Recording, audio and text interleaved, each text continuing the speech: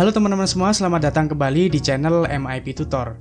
Di zaman yang serba digital ini, kita diberikan kemudahan untuk mengakses segala informasi yang ada di internet maupun di media sosial. Pada saat ini, kita sangat banyak sekali menemui informasi-informasi atau berita hoax yang tersebar di mana-mana, baik itu di artikel blog maupun di dalam postingan di berbagai platform media sosial. Nah, informasi dan juga berita seperti ini itu kerap menimbulkan kehebohan, kegaduhan, dan kesalahpahaman masyarakat. Bahkan bisa menimbulkan perdebatan. Apalagi informasi yang mengenai politik, agama, bencana alam, kabar artis, atau tokoh-tokoh tertentu, itu yang rawan sekali untuk dijadikan sebagai berita hoax. Oleh karena itu, di video ini saya akan sedikit membahas bagaimana cara kita mengetahui dan juga menganalisis kebenaran suatu informasi yang ada di internet ataupun media sosial menggunakan beberapa website yang akan saya jelaskan nanti, dan juga sedikit analisis. Tapi sebelum kita lanjut ke videonya, silahkan buat kalian yang belum subscribe, silahkan subscribe, kemudian like videonya, dan share ke teman-teman kalian supaya saya lebih semangat lagi membuat video seperti ini ke depannya, oke? Oke, kita langsung aja ke videonya.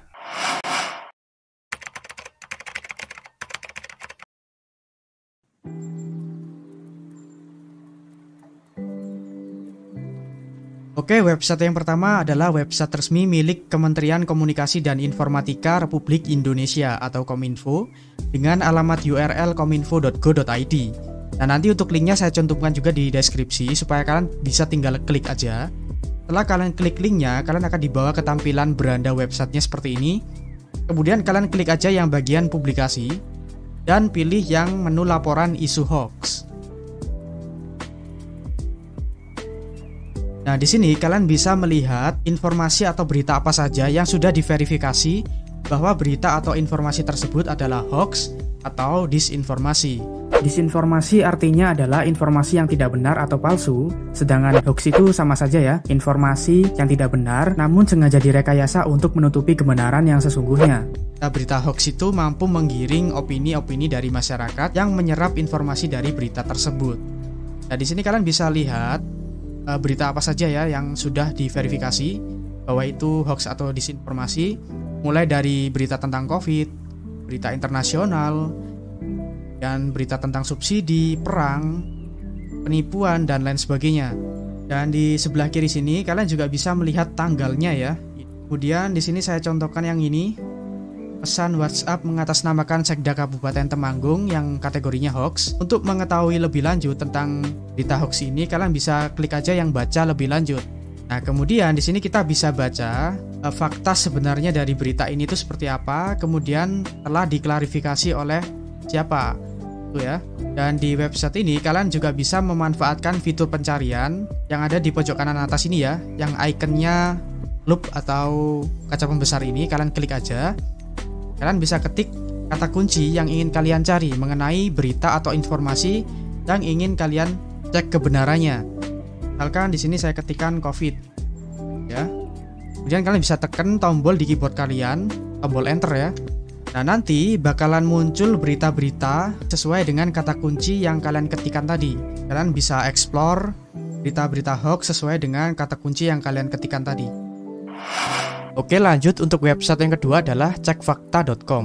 Nah, di cekfakta.com ini sama ya seperti yang di Kominfo tadi. Nah, di sini kalian bisa lihat ya untuk berita-berita informasi apa saja yang sudah diverifikasi. Namun sayangnya di sini tuh nggak ada fitur pencarian ya, nggak sama seperti yang di websitenya Kominfo. Akan tetapi di sini tuh udah dikategorikan untuk berita-beritanya.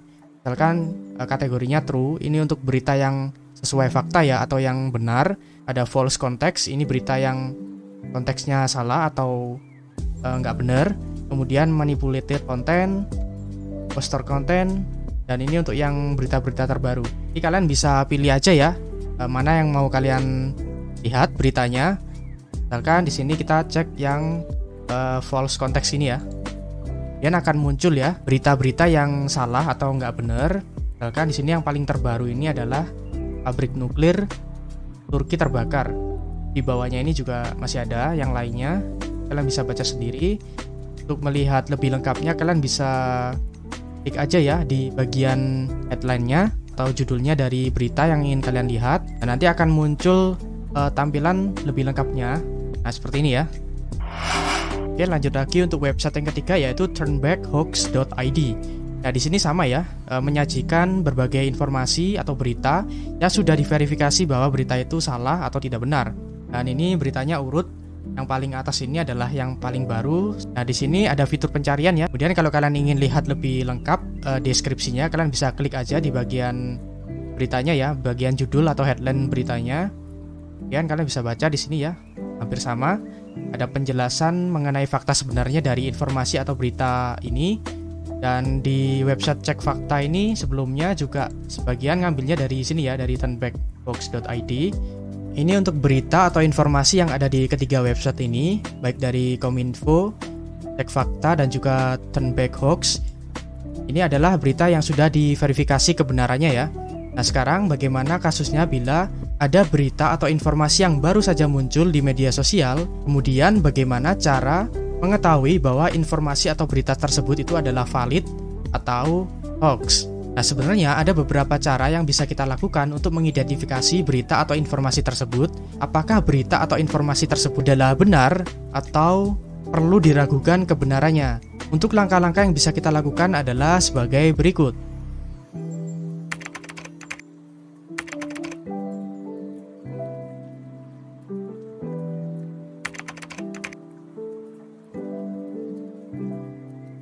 Yang pertama, kalian periksa dulu sumber atau asal-muasal dari berita tersebut.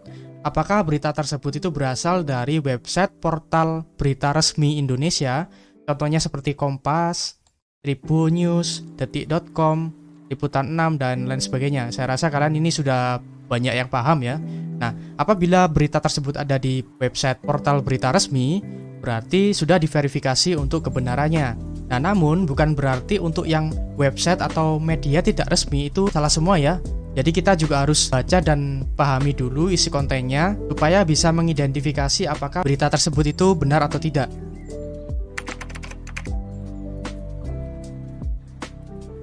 Oke, yang kedua, teman-teman harus berhati-hati dalam membaca atau memahami sebuah judul berita atau artikel online. Nah, karena banyak juga judul itu yang bersifat clickbait, yang mana antara judul dan juga isi dari informasinya itu nggak sesuai. Nah, contohnya yang kemarin sempat heboh, yaitu video Farel Prayoga meninggal dunia. Kalian pasti udah tahu ya, Farel Prayoga itu penyanyi cilik yang kemarin sempat menyanyi di hadapan Bapak Presiden Jokowi pas HUT RI ya.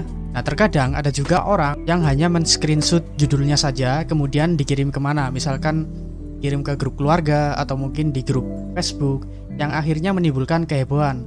Yang padahal faktanya orang yang bersangkutan itu masih sehat dan juga masih melakukan kegiatan seperti mengisi acara dan lain sebagainya. Dan ini sudah diverifikasi oleh pihak yang bersangkutan yang juga diklarifikasi di akun resminya. Sehingga video yang diberitakan ini adalah hoax dan judulnya ini hanya bersifat clickbait. Nah, kemudian teman-teman juga harus hati-hati nih sama judul berita yang bersifat provokatif. Nah, contohnya seperti kasus yang kemarin waktu awal-awal COVID ya. Ada sebuah media yang membuat berita yang judulnya seolah-olah Menteri Agama itu melarang penggunaan toa untuk azan dan ceramah, dan yang melanggar bisa dihukum pidana. Padahal, nah setelah ditelusuri di dalam berita itu nggak ada tuh keterangan bahwa Menteri Agama melarang penggunaan toa atau pengeras suara untuk azan dan ceramah.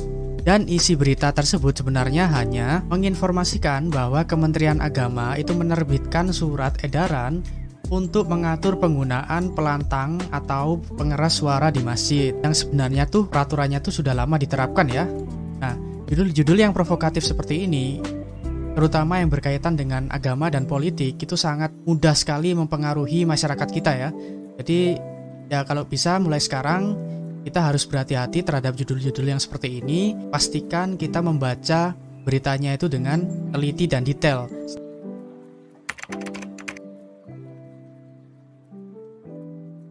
Berita yang menyajikan fakta itu biasanya di dalamnya itu ditulis secara rinci ya dan secara detail, mulai dari kronologi kejadian sebenarnya itu seperti apa, dan juga sudah diverifikasi atau dikonfirmasi oleh pihak-pihak yang berwenang.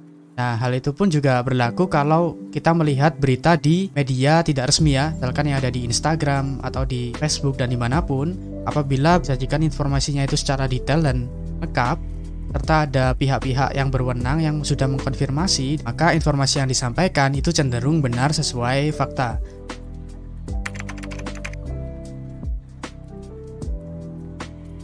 Oke teman-teman, selanjutnya kita juga bisa mencari tahu, menganalisis dan mengidentifikasi foto yang diposting apakah sesuai dengan fakta yang diberitakan atau tidak.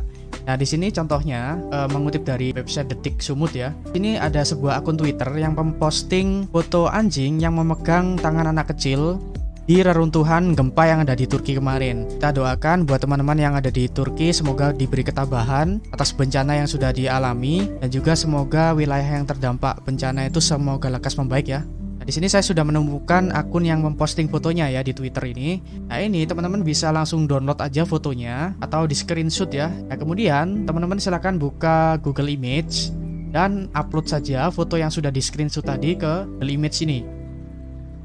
Nah, di sini kita bisa lihat ya bahwa sebenarnya sebelumnya itu sudah pernah diposting untuk fotonya di beberapa website. Kita coba buka web yang paling atas ini. Nah, di sini kita bisa ketahui ya bahwa sebenarnya foto ini sudah pernah diposting sebelumnya. Website ini tepatnya itu di tahun 2020. Sedangkan untuk gempa di Turki itu baru terjadi kemarin ya, tahun 2023. Jadi bisa dipastikan foto ini itu bukan foto asli korban bencana gempa di Turki.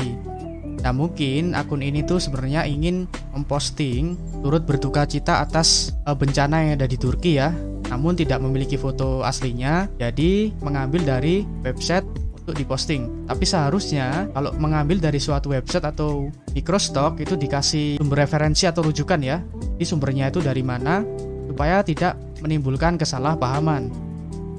Nah, ini juga ada yang protes ini ya. Oke, itu tadi untuk menganalisis dan mengidentifikasi foto. Sekarang gimana Bang kalau untuk video? Nah, di sini saya menemukan contohnya ya. Ini video yang sempat ramai di Twitter, video yang katanya ini gempa di Turki. Nah, padahal ini bukan ya. Kalau dalam bentuk video seperti ini, kalian itu tinggal play aja videonya, kemudian kalian cari di bagian tertentu untuk di screenshot. Misalkan di bagian sini ya. Ini yang kelihatan semua gedungnya. Ini kalian screenshot aja, kemudian buka lagi di Google Lens. Nah, terus langsung aja diupload hasil screenshot yang tadi. Nah, langsung muncul ya. Ternyata banyak yang sudah memposting di banyak website. Kita coba buka salah satu aja yang ini ya. Nah, ternyata ini itu adalah perobohan gedung yang ada di Miami, Florida, Amerika Serikat. Jadi bukan di Turki ya. Nah, untuk tahunnya juga 2021 ya, bukan 2023. Sudah diverifikasi juga di website turnbackhoax.id. Jadi kalian bisa baca sendiri ya. Ini di pantai Miami, Florida. Oke teman-teman semua, sekian video yang saya buat kali ini. Semoga bisa bermanfaat buat kita semua. Dan sampai jumpa di video saya berikutnya. Sekian, terima kasih.